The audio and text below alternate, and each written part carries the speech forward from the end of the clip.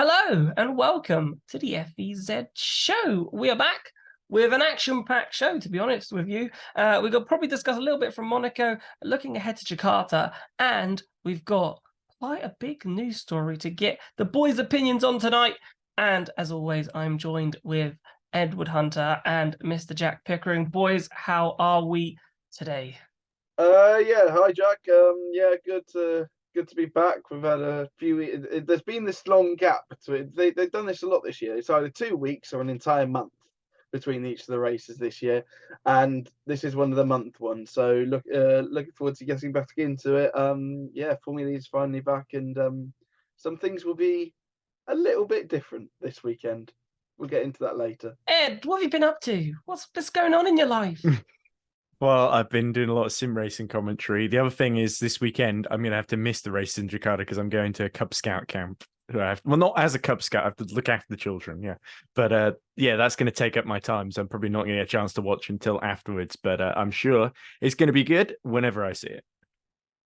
Well, the good news is that we have one of our members on the going to the E-Prix Jakarta. We've got Aisha going to Jakarta. Obviously, she's a Jakarta resident. So I'm very happy, very much looking forward to her being there. Mr. Pickering, there's a big news story, though, that we have to talk about first, right? And I want to get your ideas on it first. Oliver Rowland, right, has left Mahindra. And I'm quite sad to say that, actually. First time I'm actually saying this in this sort of field, I suppose, in this podcast. It came as quite a shock. Yeah, we weren't really expecting that. We knew that Andre Losser was going to be out for this weekend because he's racing in Le Mans, and because it's a double header this weekend that it's and the Sunday I believe for Le Mans is a test day, preview day, something like that. They do something on the Sunday, anyways. So yeah, no Andre Losser. We got David Beckman in place, but we thought that would just be the sole change. Really, we didn't really expect this Ollie Rowland announcement. Honestly, when I first heard it, I thought, oh, he's damaged his wrist because he wasn't in the pen in Monaco because he had gone to I think he'd gone to hospital because he damaged his wrist. So I added two and two together whilst at work after Jack had informed our little text chain that we have. Yeah, that Rowland's out, Merhi's in. With no context, I thought, oh, broken hand. That's it. He'll be back. But no, it seems like that he is no longer with Mahindra. They've parted company, and if I'm brutally honest, it's not really that surprising. Ollie has made it very, very clear over his time that he is in this series to be competitive and do well. And the 1.5 years that he spent at Mahindra, it hasn't been that at the moment. And I think that they were hoping for big things going into Gen 3, and it just hasn't happened. And yeah, so he's just decided to move on. It would not surprise me if he's got something lined up for season 9, but yeah, all the best. Yeah, for me, it's interesting that you say that obviously with the Gen 3 era not working quite well, because Lucas Di Grassi went there. And if we go back to Lucas Di Grassi's former interviews, right, he was always talking about where he was going to go. He wanted to have a competitive car. He landed up at Venturi last season. It was a very competitive car. Mahindra, again, wanted to be competitive. Obviously, Lucas must have thought must be something there for it to be competitive, but it hasn't turned out that way whatsoever. Really interesting that you think, though, Pico, that it's a more of a Rowland decision to leave rather than a team decision. Edward, what do you think on that? Do you think it is a Rowland decision? Do you think the team may have chucked him out or so forth? Was Rowland pushed, or did he make the decision independently on his own because of performance? I think it's a combination of the two things. I think Rowland's performances individually, you look at races like Hyderabad, Monaco, he was making ground in the races up until Monaco, up until the collision with Mortar, where he hurt his wrist a little bit. I think it was more straw that broke the camel's back because performance hadn't really been consistent enough. A couple of good qualifying performances from Rowland, but they sort of failed to shine, hadn't they? And I think Degrassi's in a similar sort of boat where both him and Rowland clearly not 100% happy with the performance of the car at the moment. The efficiency isn't really there either. I think ZF haven't really delivered so far, like they maybe a lot of people, the fans of the team, would have hoped. It'll be interesting to see how Merhi goes, because he was in the young driver test. I say rookie test is probably a more accurate word. And Merhi, of course, has got a lot of experience from Formula One, from Formula Renault 3.5, from all sorts of different series over the years. He's Spanish as well. He's, I think, the first Spanish driver we've had in Formula E since Oriol Servio, if memory serves correctly. So there's certainly a big audience that will be looking for Merhi to do well. He could be able to get a few decent points finishes. It's a shame to see Rowland go. I thought Rowland was a really talented driver, and it's a bit of a shame not to have a Yorkshireman on the grid, but I'm sure Rowland, he probably wouldn't do this unless he had a contract somewhere else in his back pocket. It's a bit of a Pascal Wehrlein situation when he had the Porsche deal and left Mahindra in the middle of 2020. But at the moment, I can't see where Rowland is thinking of going. Possibly Andretti. I know they've got David Beckman filling in for Lotterer this weekend as well, which is another talking point.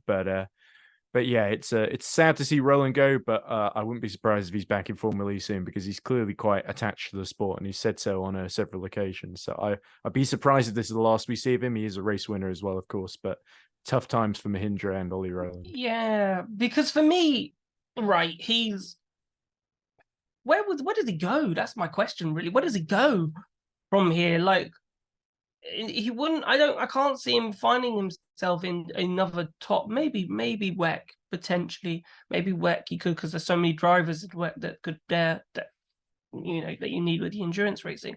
But in terms of a single season, in terms of like a championship, I just don't know where Ollie Rowland goes. I don't know what his finances are like, and I felt he'd shown in Formula E how good he is. And you have to remember last season in Seoul he finished P2, got on the podium. He's picked up points this season as well. I've got it here, Hyderabad, obviously, and then in Berlin, he managed to pick up P10. And in that Mahindra, it's not a competitive car, but to walk out halfway through, for me, I don't know, it's never a good sign, is it? You have to be sure that you've got something for the following season. And if he doesn't have anything for the following season, then it's one of those. It's another good driver who promised so much in the series, but unfortunately didn't hit the heights maybe as people would have expected. And can I say something as well, Jack? Sorry, that before Pico chimes in, is that I think Rowland, when we did the interview with him, he mentioned that Dilbag Gill was the guy who convinced him to go to Mahindra in the first place. And now Gill has gone to focus on the ACE Junior Formula E sort of championship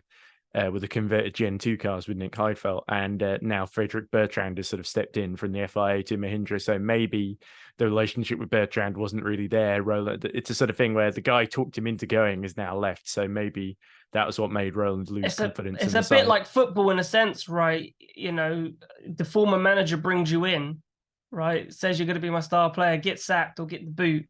And then the new manager comes in and goes, I don't really like you too much. And maybe. It's a good point, actually, a point I was considering asking as well. So I appreciate that.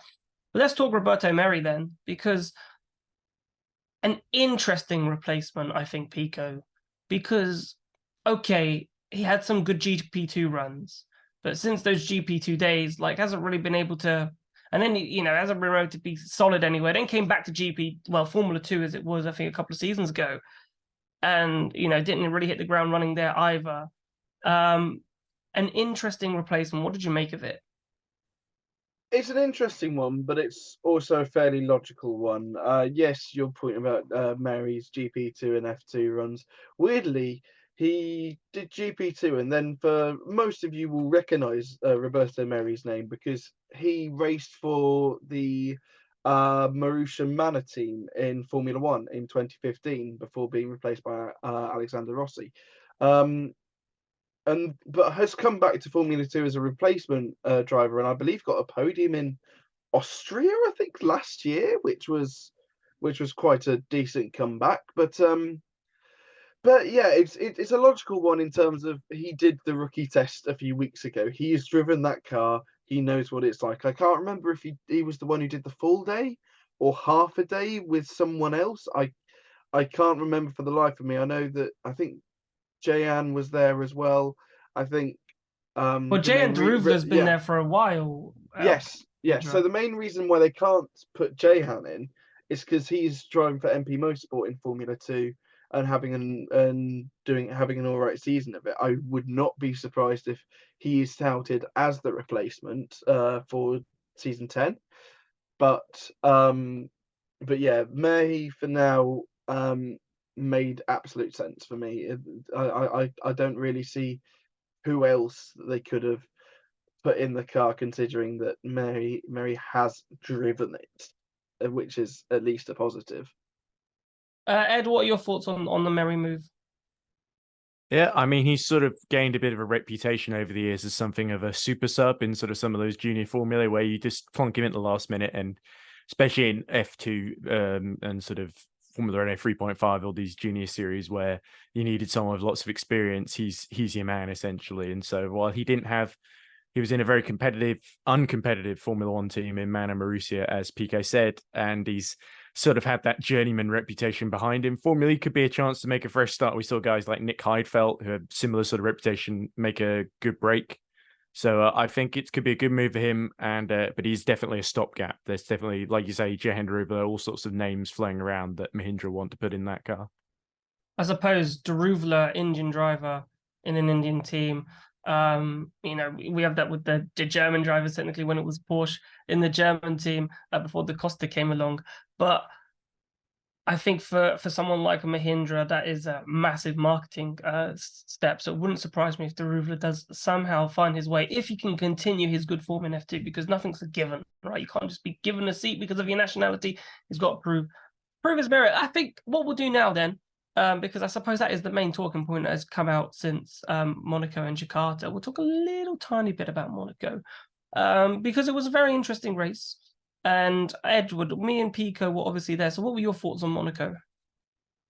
Yeah, I was commentating with Joshua Birch on his website watching the race, and certainly it felt like a lot of the interviews beforehand, there were predictions about energy saving. That Oliver Rowland in particular was like, oh, it's going to be even worse than Berlin, and because it's so narrow as well, that you're basically going to get lots of incidents of people saving energy and the guy in front bumping into the back of them. We saw it a bit with Tictum being hit in the back of Fenestraz, and that causing a major incident with Gunfer later on, a few corners later on, literally.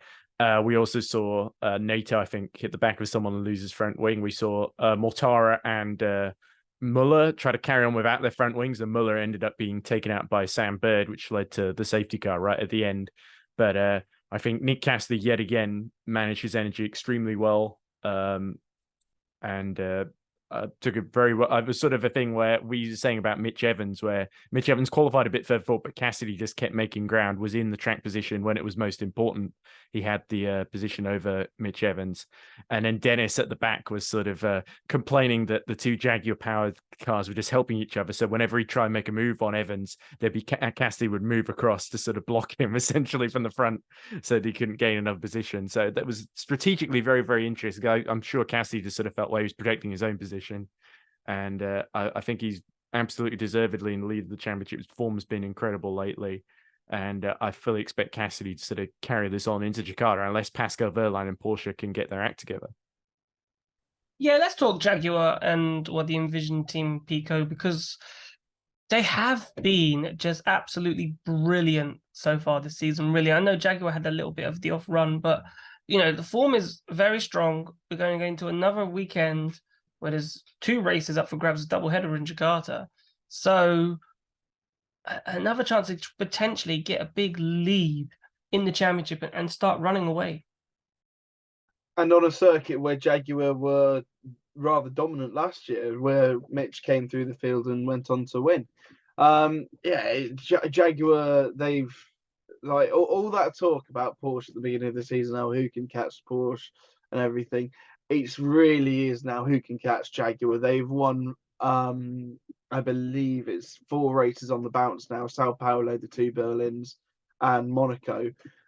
And yeah, they've done absolutely fantastic. We are in the Kiwi domination of Formula E. Mitch Evans won 2, and then Nick Cassidy won 2, and it's very impressive from both sides. Monaco, it was the first time that Envision had won 2 races back to back in their history of Formula E, from when they were Virgin all the way. Didn't Bird win 2 races in New York for Virgin, but He not in did, Vision. he Yeah, did, he so did, the he did, he did. second time. Oh, okay. Oh, okay. It might be 2 races on different location. I can't remember what the stat was that I read. It's been a while. I did a week of drinking in Liverpool, and I've forgotten half the stuff now. How It's convenient. amazing. It's amazing what a Eurovision can do, right? Yeah. To someone's mind.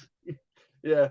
Monaco was completely out the window by the time I made it to Liverpool. But yeah.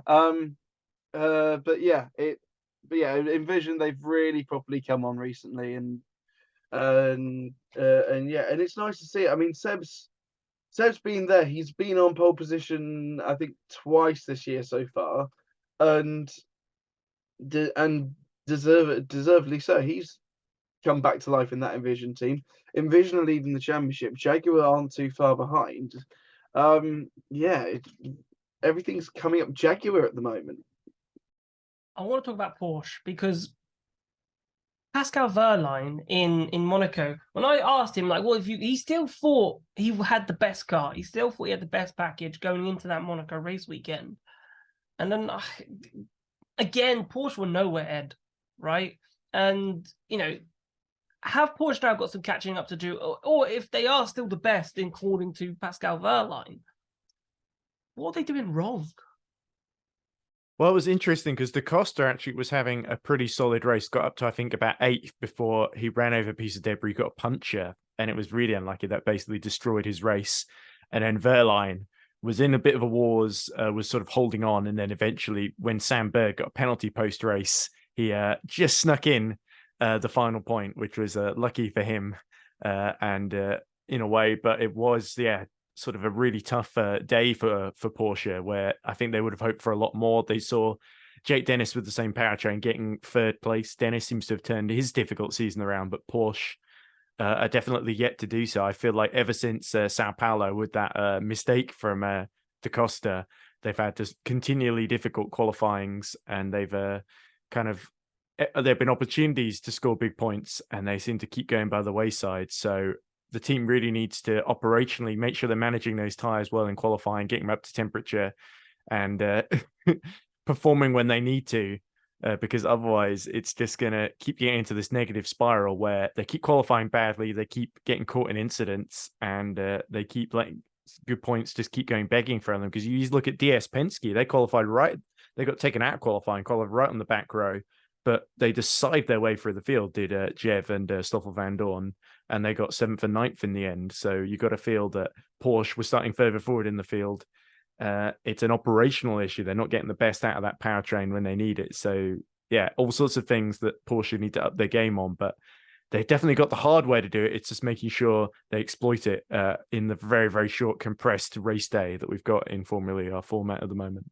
Yeah, because since Cape Town, Pico, because Cape Town, obviously, Pascal Wehrlein had the crash on the opening lap. And since then, for him, it's just the season hasn't recovered. He just had the massive lead from the beginning, and it's just slowly been eaten away. And boom, you could even consider him not a challenger anymore for the title with his current form. I wouldn't say that. No, not at all. I'd say Pascal's definitely still in it. He's I think he's still 2nd in the championship ahead of Mitch and he's equal on points with he is 2nd. Dennis. He's got 100. He's got 101 okay. points, whereas Cassidy has 120. Cassidy's got 120. Yeah, 120. Wehrlein on 101. Dennis is on 96. Evans 94. But look, if I have a look at the form, so we just have a look at the form book. Nick Cassidy. Listen out. Nick Cassidy, 2nd in Brazil. Picked up a P5 and a 2 race wins back to back. Look at Pascal Wehrlein's form from Sao Paulo. You've got 6 points. So P7, P6 gets 8 points. P7, P10. Like compared to what? And then if you look at Mitch Evans, 2 wins of 12 points, finishing 4th, and then 18. At the moment, the form, for Porsche is not there to the Jaguars. And if this continues in a double header in Jakarta, then, Pascal Wehrlein, he'll be sitting 4th in the championship potentially. And Evans will be ahead, maybe Dennis, because the Andretti's and Dennis at the moment seem to be doing well. He could fall down to about 4th place. Yeah, he could, but the thing is that Pascal has still been fairly consistent this season. It's just that incident in Cape Town, and then I want to. I don't know where he finished in the Berlin second race. I think he was outside the point. P7. No, he scored 2 points and he was 6th and Okay. 7th. In Okay, fair enough. Yeah, my mind fried. But yeah, I think genuinely you can't count anybody out. It's Formula E. Why are we bothering predicting this stuff? I say it every episode. If you're predicting this, you are a fool.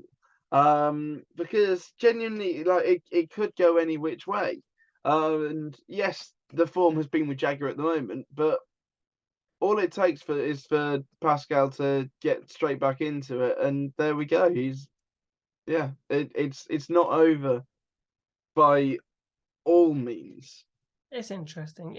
Right, let's talk Jakarta. Right, I think it's annoying in a sense because I feel like now that every time we do an FEZ show now, Ed, that we're saying the same thing over and over again, right? We went to Monaco and it was really interesting that Rowland said, and the drivers were worried about, energy management per se and not wanting to lead. And if we look at Jakarta's track, right, I've got it up here, right? We've got a massive long straight from turn 18 to turn 1, massive overtaking point there. Turn 2 but if I look at turn 3, 4, 5, 6, that's like 4 and 5 look like they're one corner. And then, you're going up to turn 7. There's not many corners in that I don't think that they'd need to be lift. Maybe there'll probably be a little lift. But again, long straight, 8, 9, 10, 11, 12. Again, down to 13. It's all pretty quick stuff.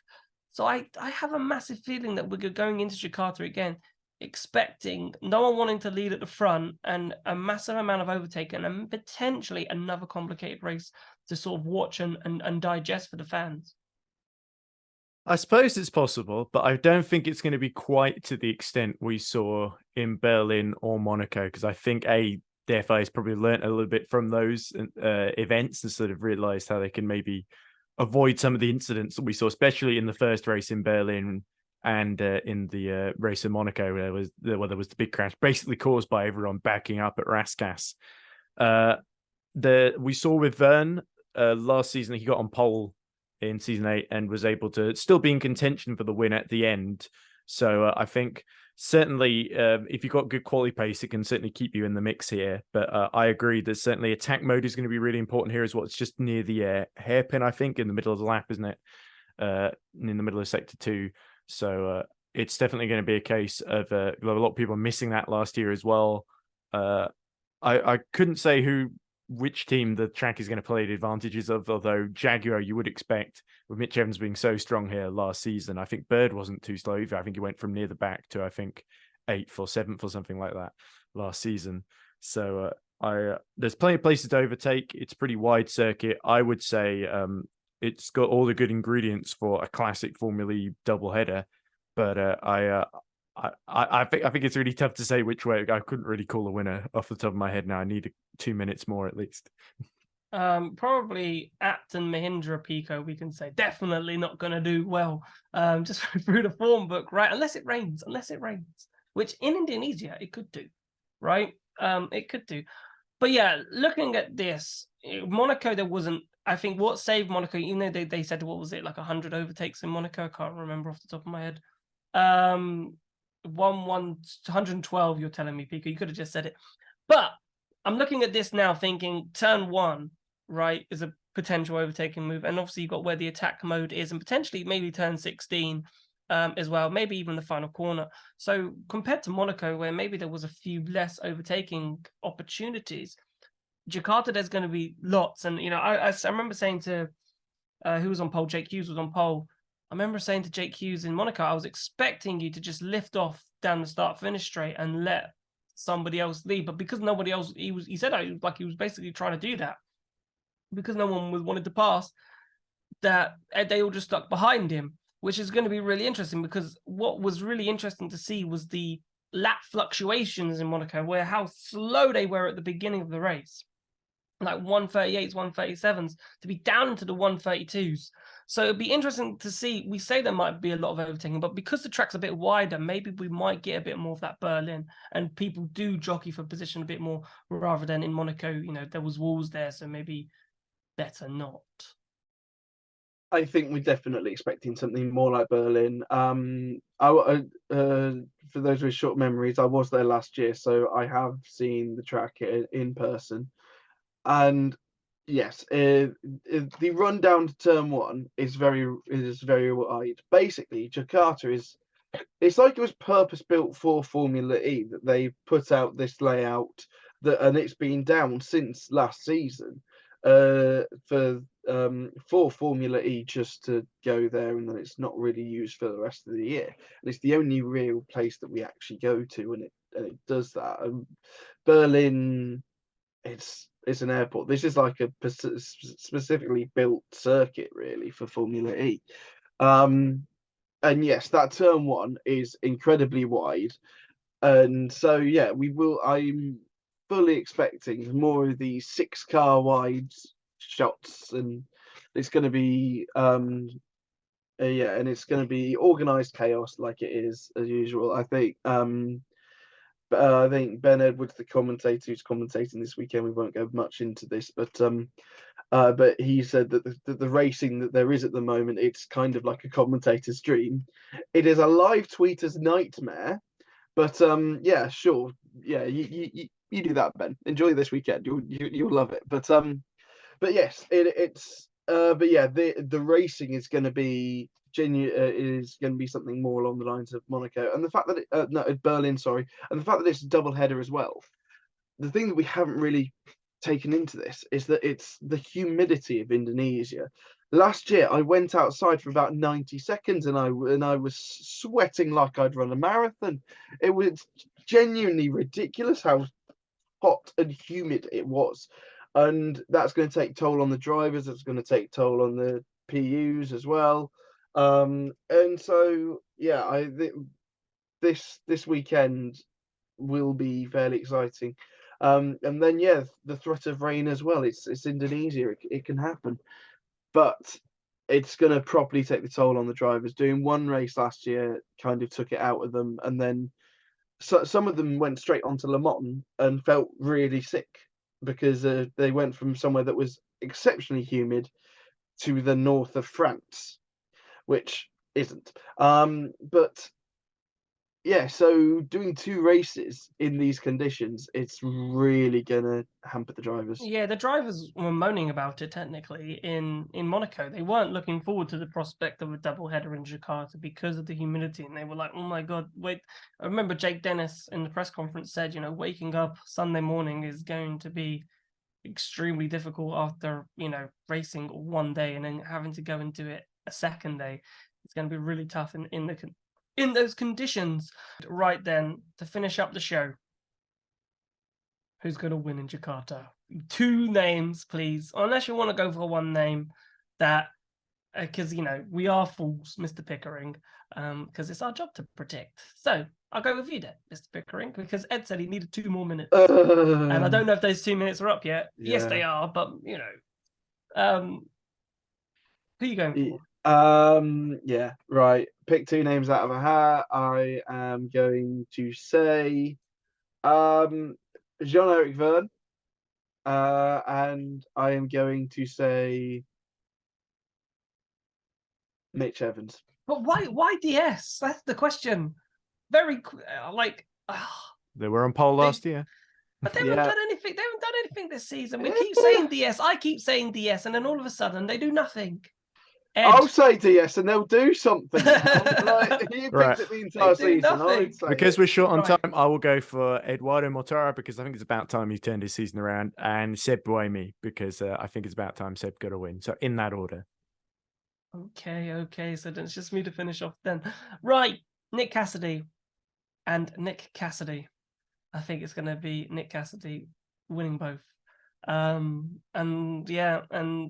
one step towards winning the championship. I think it'll be a massive weekend for Envision. And that's about everything for the FEZ show. So we will see you afterwards. Have an amazing time wherever you are. Enjoy the race weekend, and we will see you soon. Thanks so much for watching. Goodbye.